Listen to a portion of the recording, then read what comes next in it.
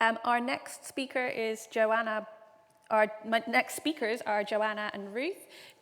Joanna Bullivant is a departmental lecturer in historical musicology at the University of Oxford.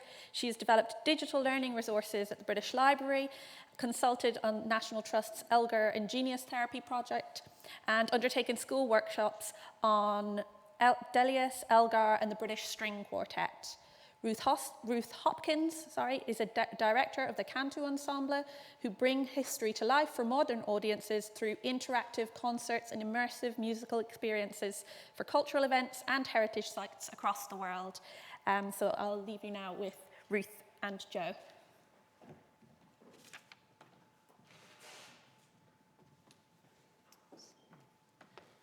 Thank you for having us. I'm Ruth, and this is Jo. So our talk is all about Elgar, one of England's greatest composers. You can see the Elgar Birthplace Museum called the Firs, which is one of the National Trust properties in the background.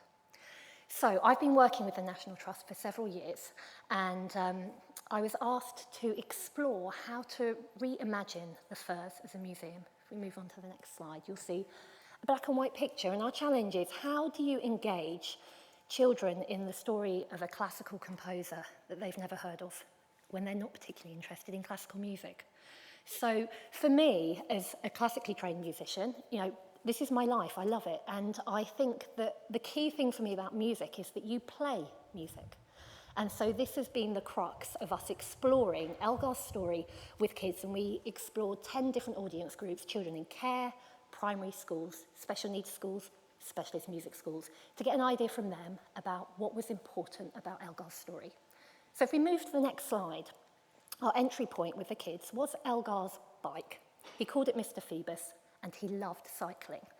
So if we move to the next slide, I'm going to play you a video in a moment, and it is about exploring composition without needing to have a background in classical music. And Timek, my colleague, led an improvisation workshop that you'll see here now.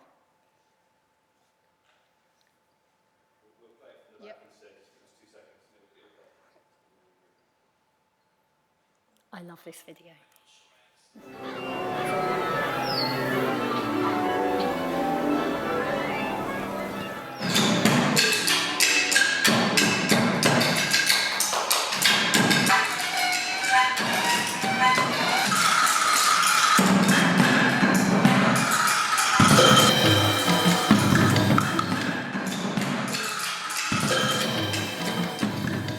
This is an opportunity for children who've never experienced live music making themselves to explore their creativity and think about experiential ways to engage with somebody so distant from themselves and finding points of connection.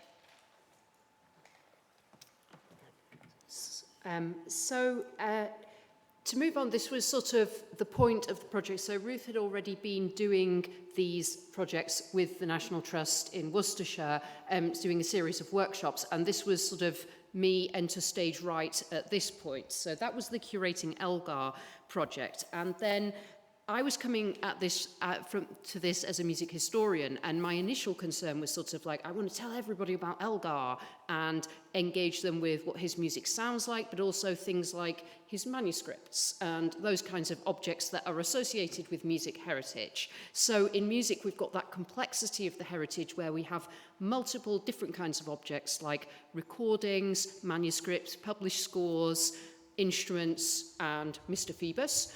But we also have the intangible heritage, so that actual sound of the music, what that means to it. And for Elgar in particular, the landscapes and the natural sounds that we know he engaged with in his music. So really, I was interested in how we can better communicate that. But also, there was this specific opportunity that arose around that I had managed to wangle the digitization of the manuscript of his work, The Dream of Gerontius. So I was doing a whole project around how do we sort of celebrate this manuscript and communicate with people. So at this point, we teamed up, and there were many things that we did about Gerontius, but in terms of accessing children and engaging with children, we came up with, I should say at this point, this was also during COVID.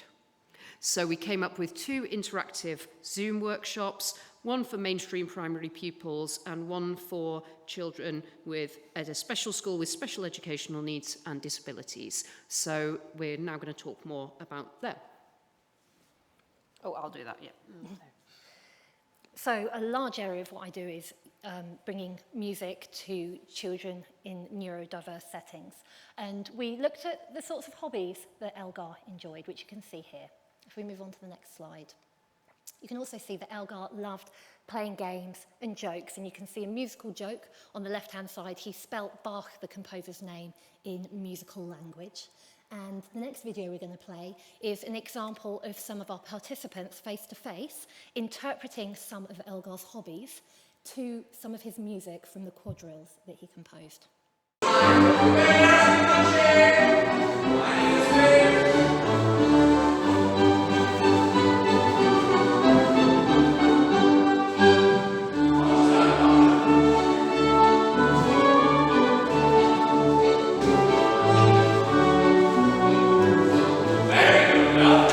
So again, it's playfulness and how you translate a story into a physical, played experience. So if we move to the next slide. Here are just some pictures of some other things which face-to-face we were thinking, well, how do we get this into the digital environment? So we had experiential sensory workshops creating countryside. It is a blue sky above. I don't know why it's red today, but there's a blue sky at the top and green grass at the bottom, and the children will experience the countryside in their classroom. So in the next slide, you'll also see some examples of tactile experiences with special needs children. We had soil that the children could play with, and we had mirrors so that children could experience their reflections whilst we were playing with animal toys. If we move to smells as well. Yeah, so we would spray essential oils so that children could smell flowers as well during the workshops. So all these experiences enabled us to be able to communicate Elgar's story non-verbally as well as verbally to disabled and mainstream participants. So then in terms of when we've done sort of trying to get them into Elgar and who Elgar is as a person and those points of connection. So then we were thinking about how can children engage with his music and with specific pieces of music. So this was what the first activity we did with the mainstream primary school. So here I have drawn the world's best cartoon. Why did I not do art instead of music? And what we did was get them to listen to this prelude to The Dream of Gerontius.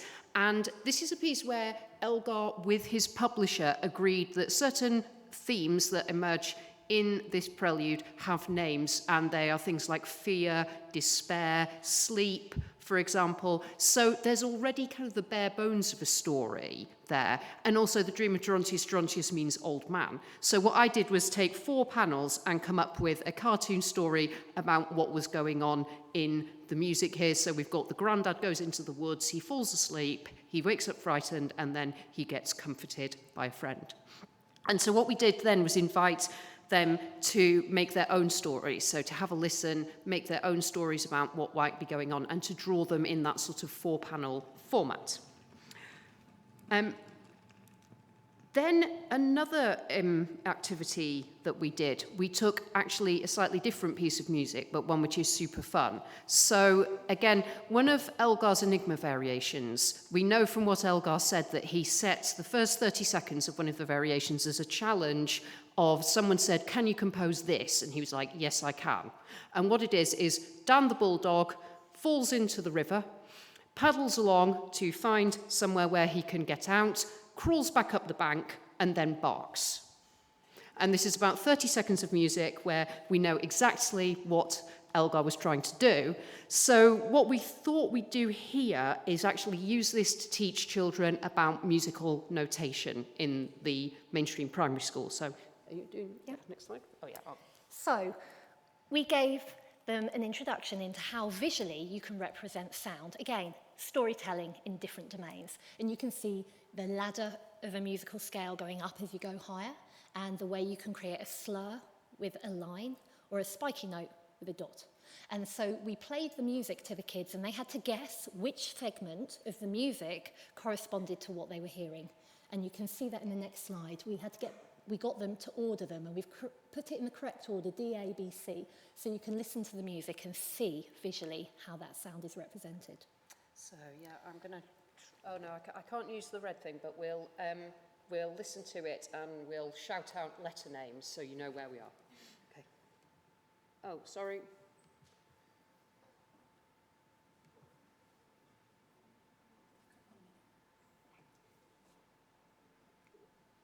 We got sound? I don't have any coming through, sorry. Oh, okay. But you can imagine it goes...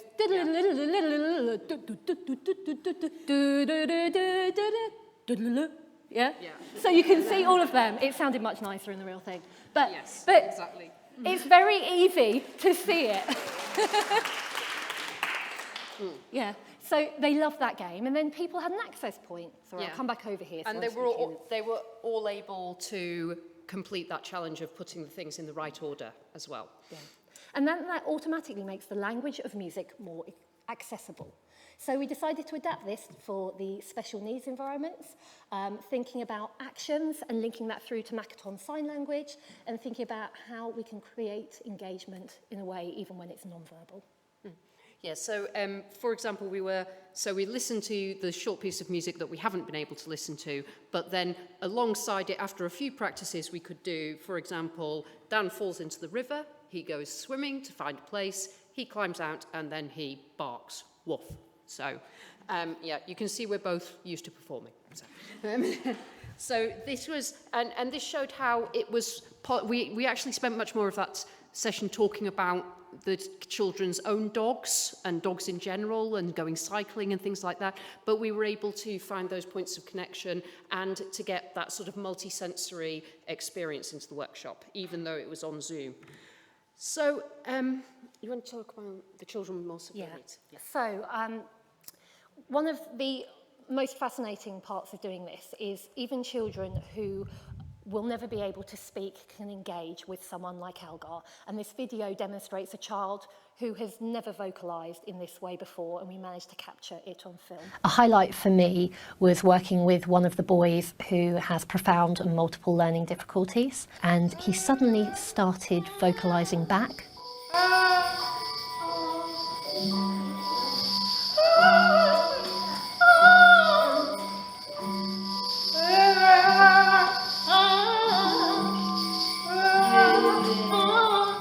So he created his own composition within a workshop, and the staff were amazed because he's never vocalised that like that before. But because we were copying directly the sounds he was making, he realised that he had that agency within the class. So, moving forward to very briefly conclude, this is a little bit of what we've done so far to engage children with musical heritage. We have big plans, especially around the special needs group. We want to, if we get funding, we're going to be working with a company called Soundbeam, where you can use sensors and combine video and natural sounds and music to create compositions. So more music creating directed by these children with special needs. So we'd love to talk to you more about that at the break, but thank you for listening.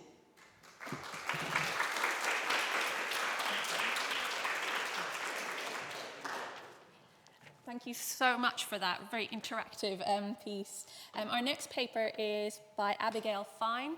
Abigail is a final year PhD student at Queen Mary, and currently her research is looking at gender and the construction of identity through fashion in Cinderella for both adults and for children, or young adults and children. All right, so American Girlhood, recreating childhood experiences at Colonial Williamsburg and the legacy of American Girl. In 1986, the Pleasant Company launched the American Girl brand of doll and book collections.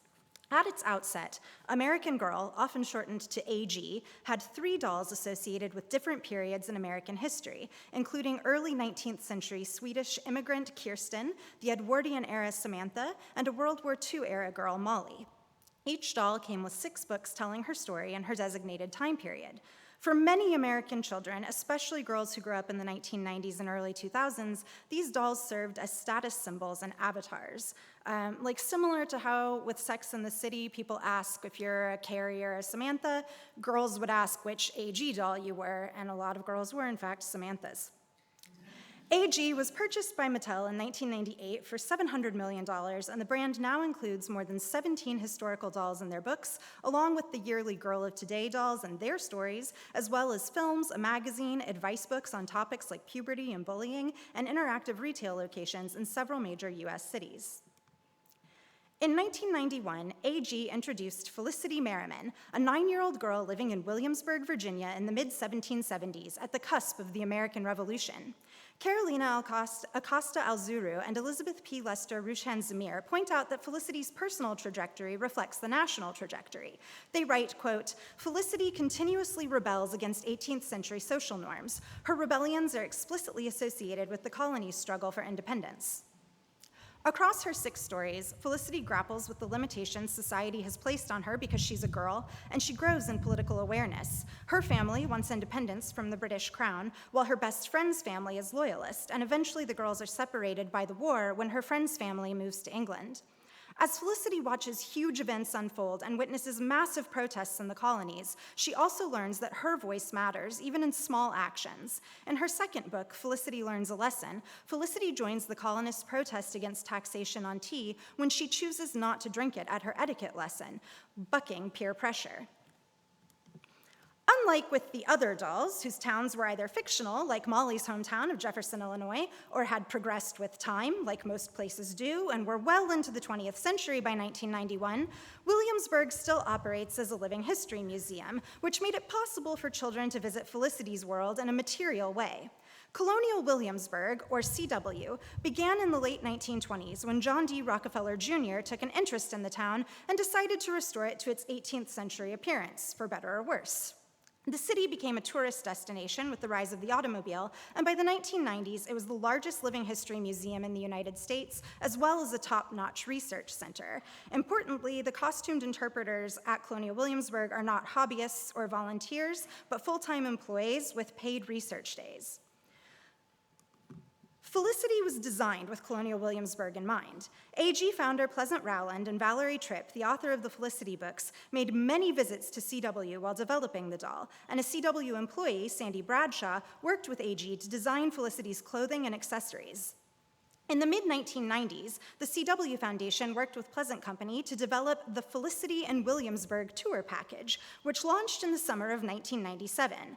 The tour specifically aimed to engage children in the historical site. Children would walk in Felicity's footsteps and experience life as a child in the 18th century. The tour included embroidery lessons, dance lessons, and a lesson on the proper way to serve tea, with a CW interpreter playing Felicity's teacher, Miss Manderley. Children on the tour decided whether to drink British tea, thus signaling their loyalty to the crown, or to protest like Felicity does in the books. Children were also given a tour journal, a bit like a school workbook, with information about 18th century society and prompts for children to write about their individual experiences. But as much fun as this tour was, it almost totally left out a crucial component of Williamsburg's history, the enslavement of Black people in the colonies and early republic. The books don't completely elide this topic. Felicity's family owns 2 enslaved people, Marcus and Rose. Within the books, these 2 characters are called servants, though the fact-based looking back section at the end of the books explicitly refers to their enslavement. Still, this is a difficult conversation that Felicity's books largely ignore. Importantly, this topic is not ignored by the first Black American girl doll, Addie Walker, who was introduced to the AG collection in 1993. Aisha Harris has an excellent article on the complicated legacy of the Addie doll in books for both Black and white Americans. Today, Colonial Williamsburg has a robust Black American interpretation division led by and comprised of Black historians and reenactors. The overall approach to history at the museum has become less sycophantic and nationalistic in the past 25 years. Interpreters at the site now present history as complicated, nuanced, and sometimes ugly or horrific, to the chagrin of many conservative Americans who want CW to be a bastion of constitutional originalism and, frankly, white nationalism. The Day in the Life children's programming, similar to the skills learned on the Felicity Tour, is now at the Getty House and centers on activities performed by white upper-middle-class children in the house of a prosperous merchant. But other programming, including Loquacious Lucy, Queen for a Day, explores the lives of enslaved children in Williamsburg. While programs with an interpreter playing 18th century teacher Anne Wager, a white woman, focus on schooling for both free and enslaved Black children. There's also a junior interpreter program for children ages 11 to 17 to join a historic trade. Almost from its inception, American Girl 2 sought to be a diverse and even progressive place. This is not without its problems and idiosyncrasies, though. Much of that diversity comes through in ethnicity only. AG's diversity does not extend to socioeconomic class, as all of the AG characters have a measure of wealth and privilege. Still, to their credit, the stories told by AG present American as encompassing a range of ethnicities and languages, a multitude of histories, and most of all, the idea that all people deserve equal rights. And that ethos is coming through and how AG's legacy is being realized in this historical moment. In 2016, the CW blog Making History Now published We Are the Felicity Generation, written by a CW interpreter and featuring photographs of 6 different interpreters reenacting the covers of Felicity's 6 books. These are the people who are now teaching children and adults the nation's history and thus shaping the future. Today, American Girl memes are taking over the internet. On June 23rd, the New York Times published an overview of AG meme accounts and interviewed one of the women behind Felicity Merriman, an Instagram account that has amassed more than 136,000 followers in the past month. The account avatar shows the head of a Felicity doll photoshopped with devil horns. In the wake of the recent Supreme Court decision to overturn Roe v. Wade, protesters took to the streets, many with signs featuring memes from the Felicity Merriman account. The Felicity generation learned early on that everyone's voice could matter. The books teach children that the choices they make have an effect on history, and AG remains a popular brand in the United States. People who grew up on AG are giving the books and dolls to their children, including the newer books of Melody Ellison, a Black civil rights era doll, and Nenea Mitchell, a biracial girl of Native Hawaiian descent. To conclude, like Felicity learned to protest for her rights in big and small ways as she sought to do her part to shape the United States as it became its own nation, the Felicity generation, hopefully in more intersectional and community-driven ways than the original stories allowed for, will continue to fight for human rights in the United States. And there are some resources if you want to do some further reading on American Girl dolls and their legacy. Thank you.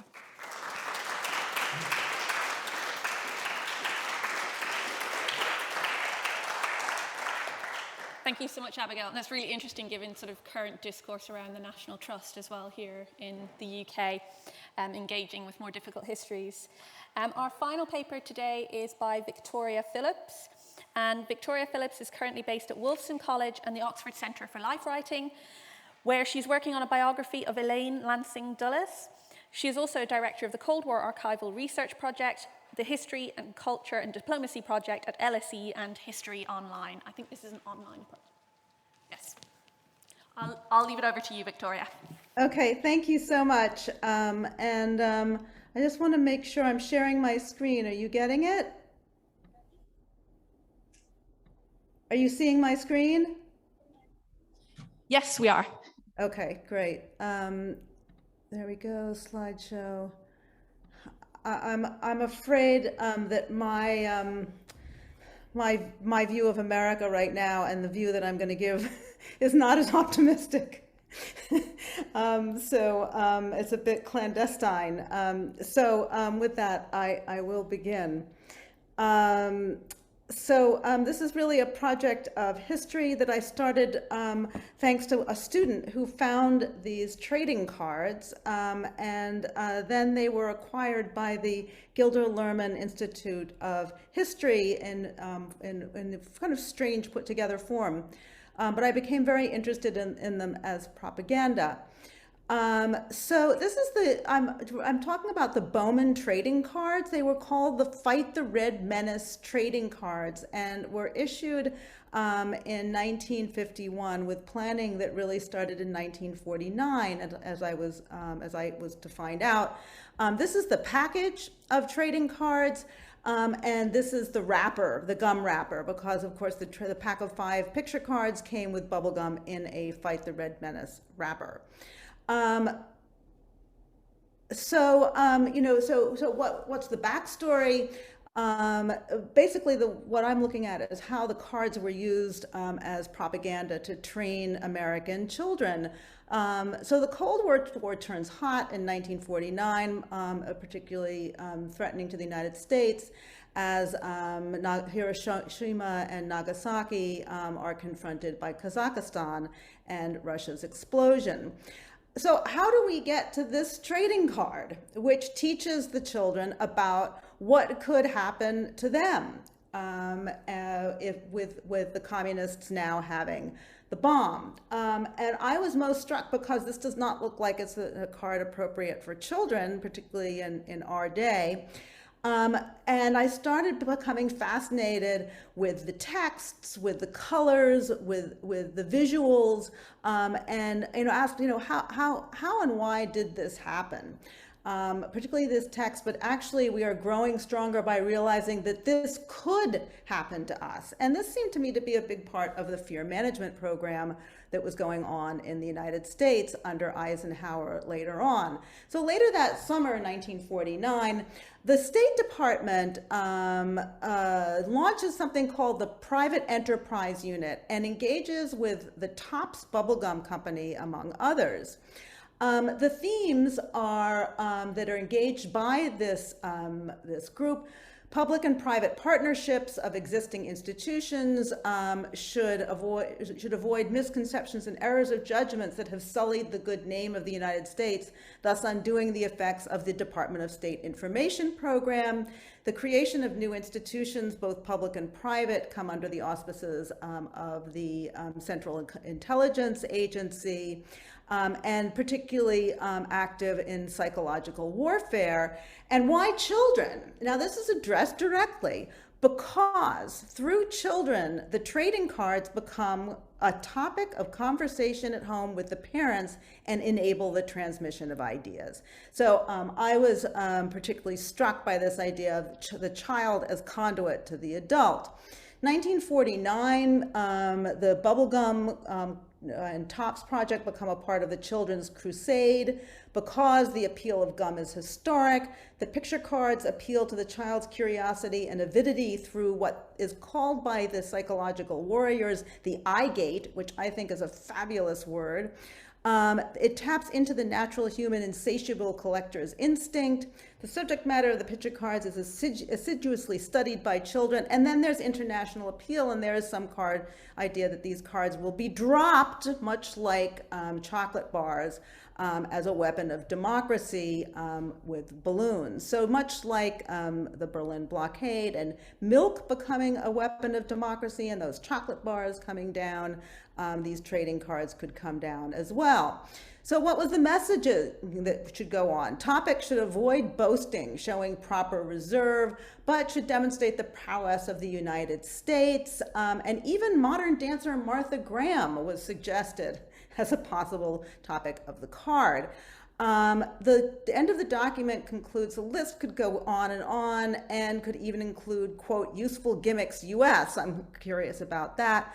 But what I find particularly fascinating is that the card should encourage morally constructive teachings and provide morale building initiated primarily through children in the US and then to children in foreign lands to affect those adults.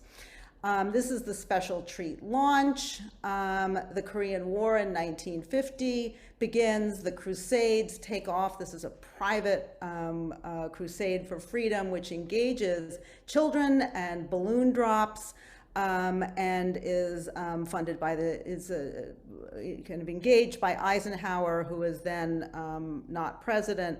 Ronald Reagan supports it and is funded by the Central Intelligence Agency, largely along with private donations. So what I find really interesting about this idea of moral building and morale building is that when you bought your pack of trading cards and you got your piece of gum and you chewed it and you traded your cards, including the Atomic City card, before you traded cards, you had to take the Crusader pledge on the box. And the pledge was, I believe in God and the God-given freedom of man. I believe in the United States of America and the United Nations. That's important because of the Korean War.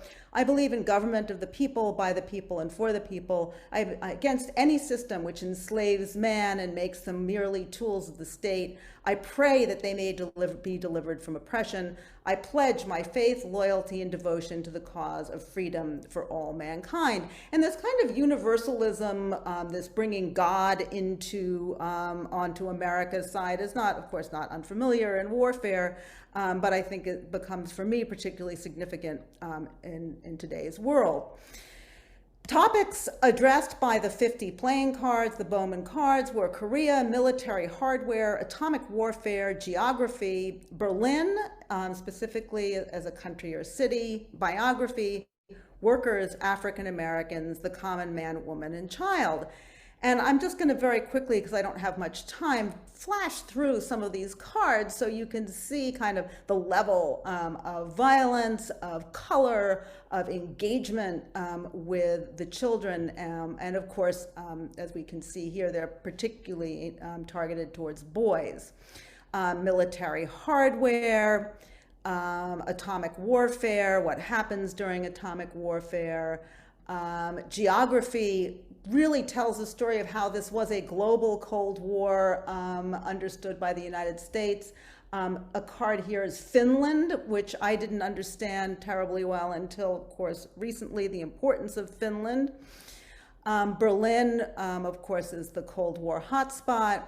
Biography features American generals, common soldiers, religious men, and here is the terrible communists in green Joker form. Workers are generally oppressed if they're Soviet and duped if they're American in the American labor unions. African Americans are good soldiers. Children and women very rarely appear. They are victims. Here in particular. And here I went kind of down the research rabbit hole, and just to kind of go very briefly engage with one of the cards. This is called the card number 3, called Slave Labor. The Soviet Union claims to be the champion of human freedom. It claims to be the friend of people who do the world's work. Yet in Soviet Russia and other countries which the Reds rule, millions of human beings have been herded into concentration camps. They are forced to do slave labor under conditions of great cruelty. And of course, no mention of Americans' legacy of slavery and American mines or anything of the sort. But what I found particularly interesting was, if your parents would like further information about this, they can find it in the Department of State Bulletin for September 25th, 1950, which is a United States government publication. And indeed, if we go there, indeed, this is what we find. So more information for parents. So this led me to Record Group 59, which is the Department of State Private Enterprise Cooperation staff. And this is the file box 5, folder 5 for the Bowman Gum Company, Project 165. And what I find particularly engaging about this topic is that there are 5, at least, single-spaced pages of these groups. And I counted about 20 minimum that engage with children and children in the Cold War. So I think this is this engagement with children and games as conduits, both nationally and internationally, I find a terribly interesting way to look at propaganda during the Cold War.